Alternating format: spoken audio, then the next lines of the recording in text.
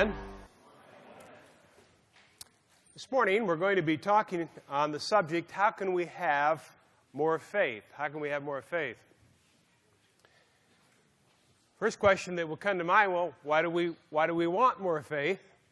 Well, there are obviously a number of reasons that we might want to have more faith in our life. Number one is that in life we do have worries, we do have doubts, we do have fears, and faith is the main way that a Christian overcomes faith, worry, doubt, and fear, faith. Secondly, we see many witnesses to a life of faith around us, and I want to be like him. I want to be like you. When I see an example of a faithful man, it makes me want to be more like him. And then the third reason we might want to have more faith is because it is the path to a deeper, richer experience with Jesus Christ. So to have more faith is a worthwhile and a precious goal. So we're going to talk about three things this morning.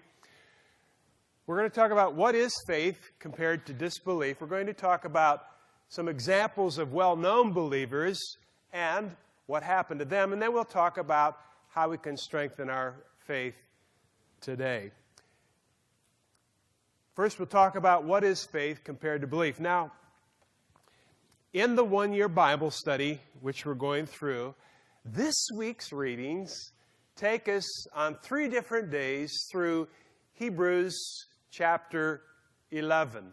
Hebrews 11 is the great chapter on faith in the Bible. There are obviously many places to talk about faith, but this is where the heroes of the faith are described in their acts. And so it seemed, after seeing this, that it would perhaps be almost sacrilegious not to talk about faith during this week. So, what is faith compared to disbelief? And we'll begin at Hebrews chapter 11, verse 1, which is on November 12. Hebrews chapter 11, verse 1. What is faith? Verse 1 says this: faith is the confidence that what we hope will actually happen. It gives us assurance about things we cannot see. Faith is believing that something is true even if we can't see it, even if we can't prove it per se. Faith is believing that something is true even if we can't see it, even if we can't prove that it's true per se. Just because we can't see something doesn't mean that it's not there. All of us remember stereograms, the rage of the 1990s. Magic Eye was the company that copyrighted or patented or whatever they did with this particular technology. And what you see here on the screen is a stereogram. And there is a 3-dimensional figure in that stereogram. And it's there even if you can't see it, even if you don't believe it's there. Now, at this point, I'm the only person in this room, I'm going to guess, that has actually seen the stereogram that is up here. And I give witness, I give testimony that it's true, that it's there, it's empirical, I've observed it, it's experimental, you can believe it. Do you trust me?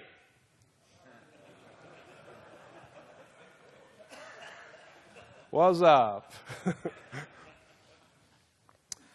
All right. So, faith is believing something is true, even if you can't see it.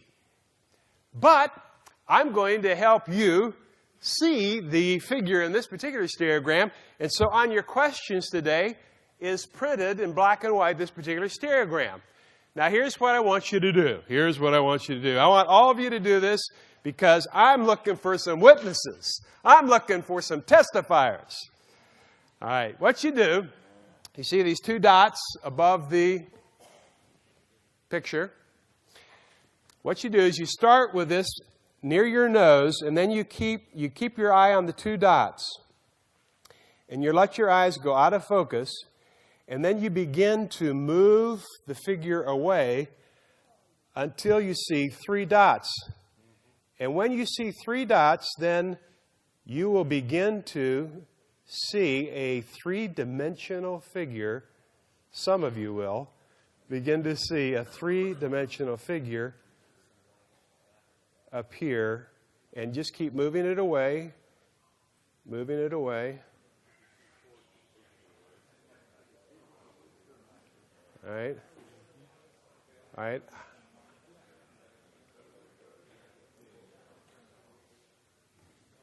All right, how many of you see it? All right, okay, keep looking, the three dots. Move it away, leave your eyes out of focus. I heard another few over here getting it.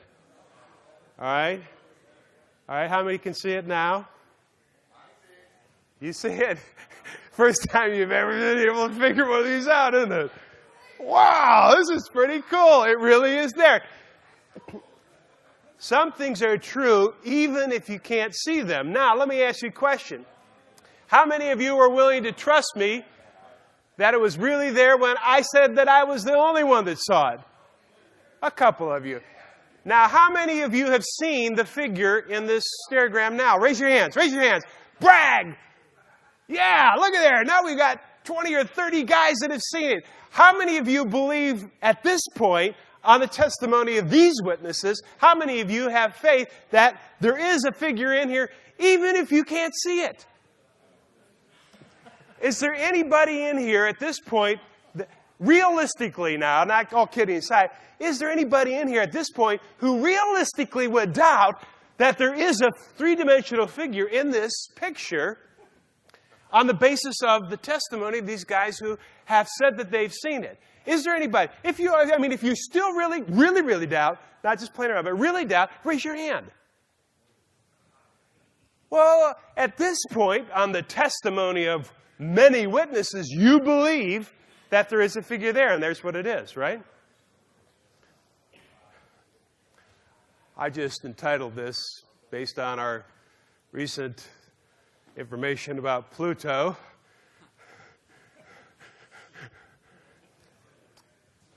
this is the figure, the three-dimensional figure that's located in the stereogram. Now that you know it, you can play around with this. Those of you who don't have it yet, you can play around with it later.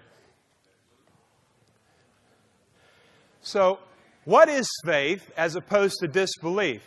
Okay, I knew I was going to have a hard time once I got this thing started. So I thought about just, waiting until the end and kind of pulling the plug on it, but I didn't figure that'd be fair to the table leaders, so I thought I'd take the hit on this. But go ahead.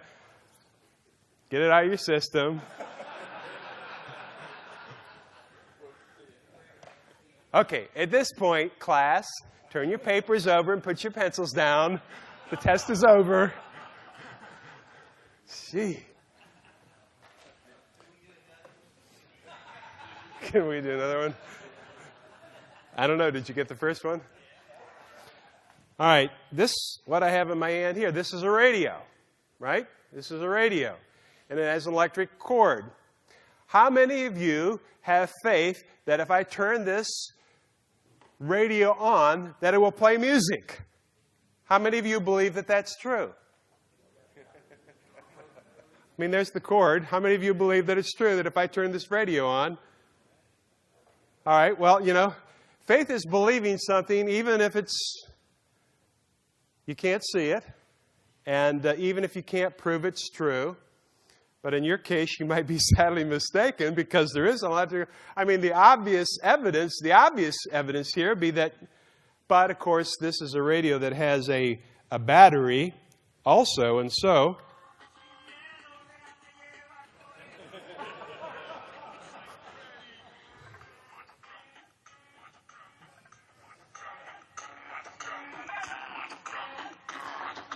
all right, so now we know that this radio, you can have faith that this radio plays at least right here, that this radio plays right here, right? Is there anybody who doesn't believe that? You don't have to have faith to believe that. You can know that, right? You can know that. Okay, but now, how many of you have faith belief that if I turn the radio back on over here, that it will still play. How many of you believe that? All right, well, why do you believe that? Many repetitions of former experience give you strong faith. You can have faith. Oops. Yeah, works there. Works over here. Yeah, works there. Can you hear me now? Works over here. Works over here. Want to dance, sweetie? Works over here. Okay, so, you can have faith that this radio pretty much, even though you haven't tried it over in that corner, how many of you have faith that the radio will play over in that corner? You see? So faith is believing something even when we can't see it or even when we can't prove it is true. The historical documents of the Bible is an historical document. You can't prove history. You cannot empirically prove history. But you can, on the basis of many witnesses, you can come to the conclusion that the people who did record the documents were accurate in what they recorded. If you recorded if we took this little experiment about the radio, and we wrote up that the radio would play out of 100 places in the room, the radio only played in 25 places, and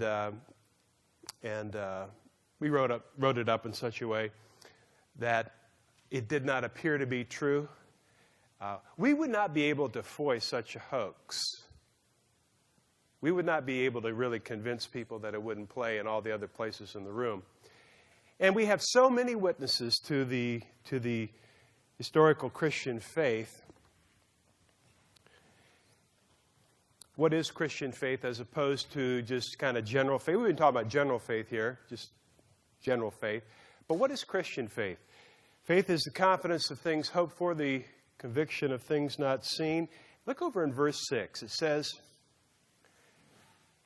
in verse 6, and it is impossible to please God without faith. And this is Christian faith. Anyone who wants to come to him must believe that God exists and that he rewards those who sincerely seek him. That's what Christian faith is. Christian faith is believing that God exists and that he rewards those who earnestly seek him. And so Christian faith is looking at the record, the Bible, like the stereogram, and it's believing, after looking into it, that God does exist and that he rewards those who earnestly seek him. That's what Christian faith is all about. Now, notice also that it says it's impossible to please God without faith, but when we have faith, it pleases God. When you have faith, when I have faith, it pleases God. And even faith itself is a gift. Ephesians 2:8-9. For by God's grace you have been saved through faith. But that's not from yourselves. It's a gift. Faith is a gift that we get from God. So even our belief that God exists and that he rewards those who earnestly seek him, it comes to us as a gift from God. So what is faith compared to disbelief? Well, there you go. I mean, why are we even talking about this? Why are we even talking about this? We're talking about this because men don't keep their promises. If every person you knew kept his promises, then you wouldn't have to try to have more faith to believe God that he also keeps his promises. Here's the big idea this morning. Nothing, past or present, even remotely suggests that God will not keep his word. Nothing, past or present, even remotely suggests that God will not keep his word. How many of you have been walking with Jesus for 20 or more years? Raise your hands. Like half of you have been walking with Jesus for 20 or more years. Now, men who are younger in their faith tend to have more worries, doubts, and fears than men who are older and more mature in their faith. Why is that? Because the men who have been walking with Christ for a longer time, they have more experience with Jesus. They have more experience with faith. And they heard the promise, they heard God's promise, and in their own experience, they are able to say that nothing in the past 20 years or in the present even remotely suggests that God will not keep his promise. So, just out of curiosity, for those of you who raise your hands that you've been walking with the Lord for 20 more years, how many of you agree that there is nothing in either the past or the present that even remotely suggests that God will not keep his word? How many of you agree with that? It would be almost too embarrassing for anybody to raise their hand. But, in the name of honesty, truth, justice, and the American way, if you've been walking with the Lord for 20 more years and you have any evidence, either past or present, that suggests that God doesn't keep his word, now would be your time to come forward or forever keep your peace. I mean, we just don't have the environment where I think that's really going to happen just from a social desirability bias perspective. But nevertheless, it looked to me like everybody that raised their hands that they've been walking with the Lord for 20 more years raised their hands again that they agree with this statement. Those who have not been walking with Christ for very long, or maybe have maybe not really at all, maybe just trying to figure out how to walk with him, this is your promise. This is how you can have more faith. You can, on the testimony of many witnesses, even though you cannot see it, even though you cannot prove it, on the testimony of many witnesses, you can believe that nothing past or present even remotely suggests that God will not keep his word, in the same way that you can believe the testimony of the men who saw the stereogram. It's the same thing. They have seen it.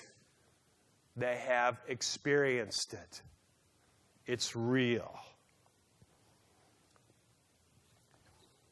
We had a man come not long ago, and he's trying to sort out whether or not he wants to be a Christian. And he looked around the room. He said, I want in. I said, this many people just can't be wrong.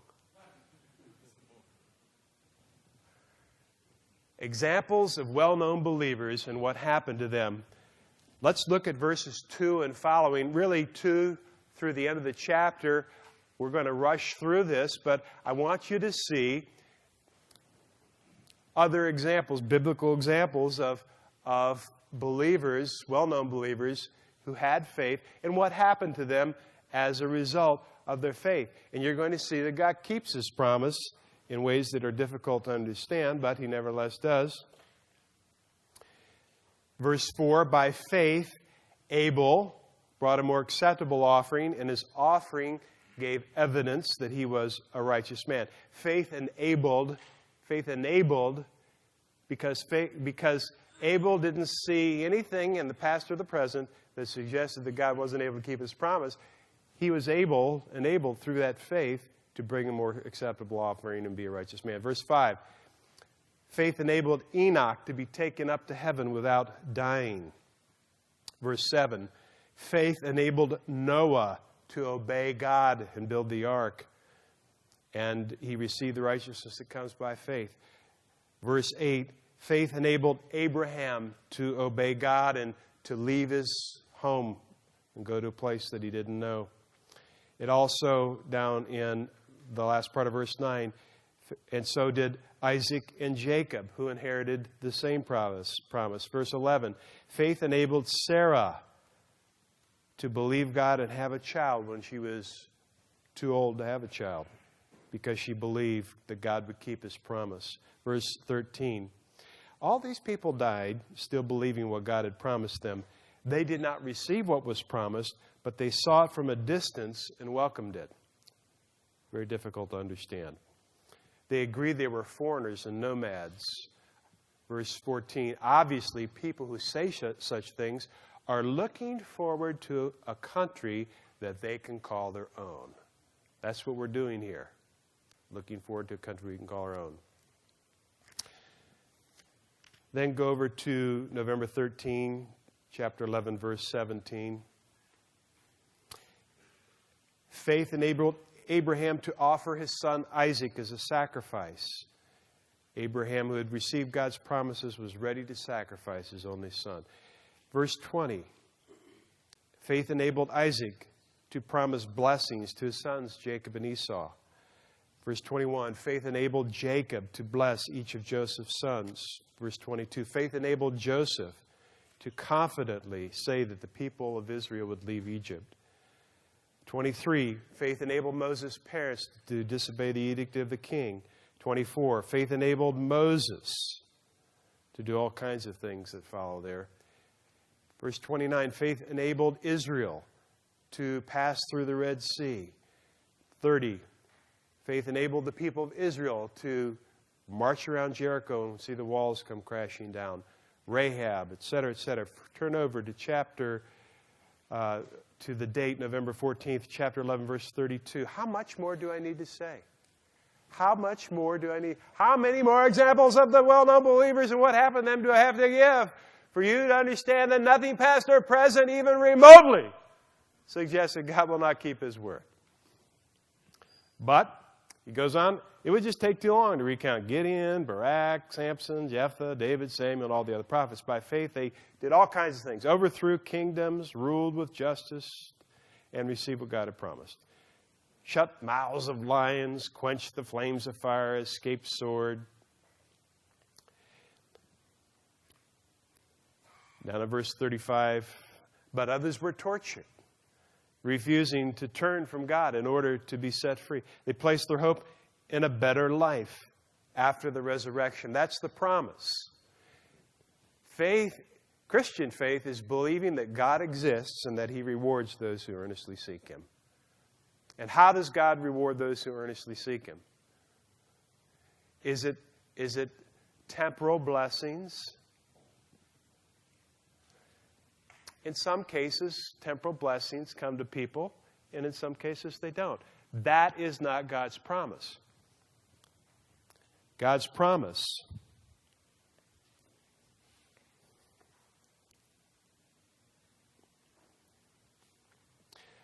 they placed their hope in a better life after the resurrection.